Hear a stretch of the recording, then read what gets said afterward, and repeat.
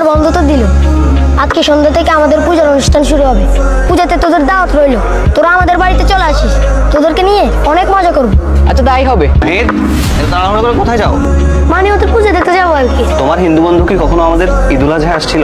না, আমরা আমাদের কোরবানিতে যে গরু জবাই করি তাকে তারা কি বলে ডাকে জানো? মা বলে ডাকে। ওরা জানে ওদের মাকে জবাই করা হচ্ছে, তাই ওরা কোরবানিতে আসে না। আর তুমি জানো না পূজা তোরা আল্লাহর সাথে শিরক করে, তাহলে তোমরা কেন সেখানে যাবা? আচ্ছা ঠিক আছে ভাইয়া, আমি যাবো না। নাহিদ, তোদেরকে এত করে বললাম পূজা আসতে। সরি রে, আমাদের নিষেধ ছিল।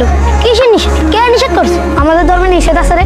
আমরা যেমন কোরবানি দিই, তোদের ধর্মের গুরুত্বপূর্ণ একটা পশুকে জবাই করি, এই জন্য তোরা আমাদের উৎসবে আসিস না। আর তোরাও তোদের পূজায় আমাদের প্রতিপালক আল্লাহর সাথে শিরিক করিস। তার মানে কি তোরা আমাদের ধর্মকে হিংসা করিস? আরে না না, হিংসা করবো কেন?